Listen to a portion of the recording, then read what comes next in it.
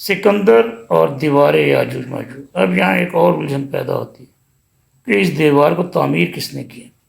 جوزیفس اور پروکوپیس دونوں یہ روایت نقل کرتے ہیں کہ ان استحکامات کا بانی سکندر تھا، حالانکہ سکندر کی فتوحات کا کوئی واقعہ تاریخ کی نگاہوں سے پوشیدہ نہیں ہے، اور کہیں بھی یہ ثابت نہیں ہوتا کہ وہ اس علاقہ میں آیا ہو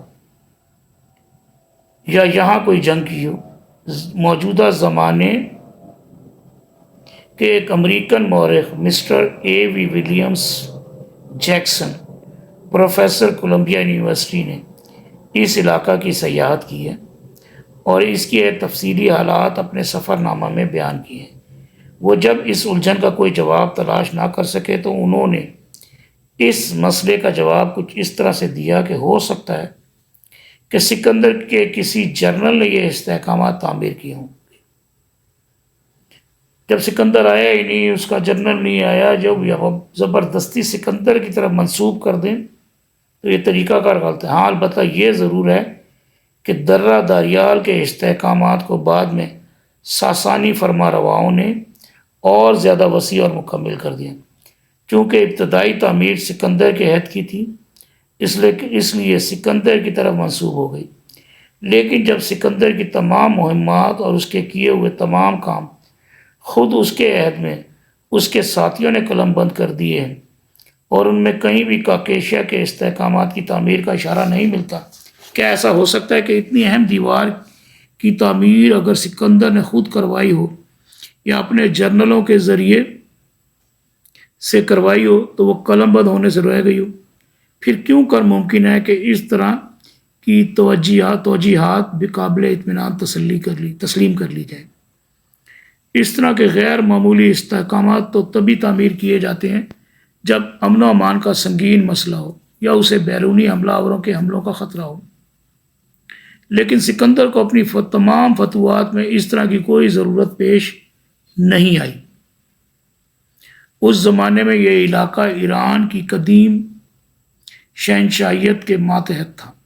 سکندر نے شام کی راہ سے ایران پر حملہ کیا اور پھر وسط ایشیا سے ہوتا ہوا ہندوستان چلا گیا۔ ہندوستان سے واپسی پر ابھی وہ بابل ہی میں تھا کہ انتقال کر گیا۔ ایسی حالت میں وہ کون سے حالات ہو سکتے ہیں جو کاکیشیا کے استحکامات پر اسے مجبور کر سکتے تھے، اور اگر پیش آئے تو کب؟ حقیقت یہ ہے کہ یہ استحکامات سکندر سے 200 برس پہلے سائرس یعنی کہ خورس نے تعمیر کیے تھے، اور درہ داریال کی سد وہی سد ہے جس کا قرآن پاک میں ذکر آیا ہے۔ مندرجہ ذیل نکات پر غور کرنے سے اندازہ حسب ذیل وجہ قرائن سے اس رائے کی تائید ہوتی ہے۔ اول، سائرس اور سکندر کی دو باتیں تاریخ کی قطعی روشنی میں آ چکی ہیں۔ سائرس کے زمانے میں یہاں سے سیتھین قوم کے حملے ہو رہے تھے، جبکہ سکندر اعظم کے زمانے میں کوئی حملہ آور نہیں تھا۔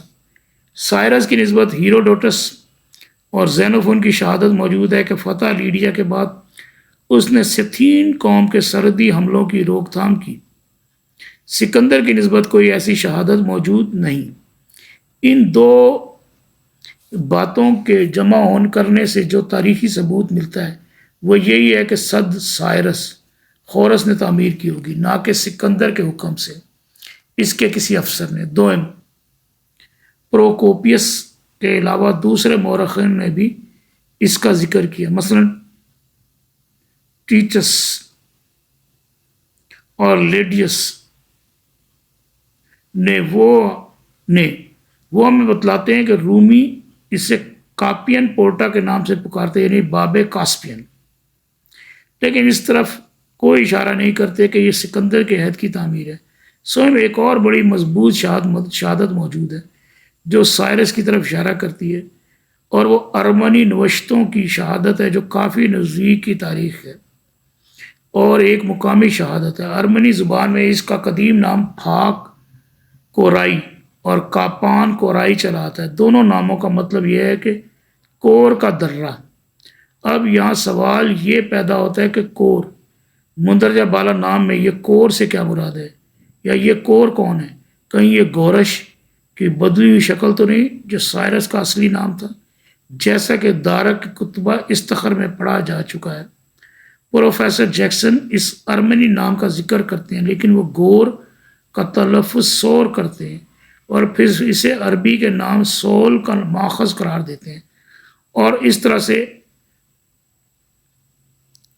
طرح لفظ کی حقیقت کچھ کی کچھ بن جاتی ہے۔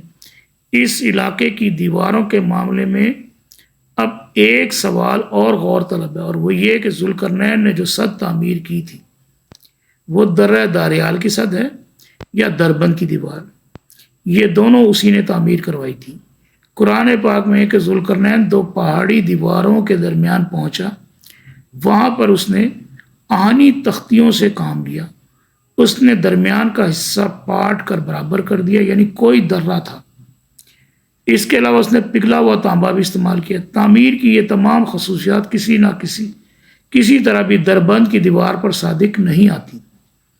یہ پتھر کی بڑی سلوں کی دیوار ہے اور دو پہاڑی دیواروں کے درمیان نہیں ہے، بلکہ سمندر سے پہاڑ کے بلند حصے تک چلی گئی۔ اس آہنی تختیوں اور پگھلے ہوئے تانبے کا کوئی نشان اس میں آہنی تختیوں اور پگھلے ہوئے تانبے کا کوئی نشان نہیں ملتا۔ پس یہ قطعی ہے کہ ذوالقرنین والی سد کا اطلاق اس پر نہیں ہوتا۔ البتہ درہ داریال کا مقام ٹھیک قرآن کی تصریحات کے مطابق ہے، یہ دو پہاڑی چوٹیوں کے درمیان ہے، اور جو سد تعمیر کی گئی ہے اس نے دیوار تعمیر کروا کر درمیان کی راہ بالکل بند کر دی تھی۔ چونکہ اس تعمیر میں آئینی سلوں سے کام لیا گیا تھا، اس لیے ہم دیکھتے ہیں کہ جارجیا میں آہنی دروازہ کا نام قدیم زمانے سے مشہور چلا آ رہا ہے۔ اسی کا ترجمہ ترکی میں دامر کپو مشہور ہو گیا۔ پیرا علامات سے تو یہی اندازہ ہوتا ہے کہ ذوالقرنین کی اصلی سد یہی داریال والی سد تھی۔ ہو سکتا ہے کہ اس کے بعد خود اس نے یا اس کے جانشینوں نے یہ دیکھ کر کہ کاکیشیا کا مشرقی ڈلوان بھی خطرے سے خالی نہیں، دربند کی تعمیر کر دی ہو اور نوشیروان نے اسے اور مضبوط کیا ہو، یا ممکن ہے کہ فی الحقیقت دربند کی دیوار نوشیروان کی تعمیر کردہ ہو۔ اب یہ وہ مقام ہے جو پہاڑوں کے درمیان داریال گورج ہے، اور یہاں پر جو دیوار بنائی ہے اس کو پیلی سی لائن سے ظاہر کیا گیا ہے، اور یہ وہ علاقہ قفقاز کا علاقہ ہے تنگ سا جس میں دیوار بنائی گئی۔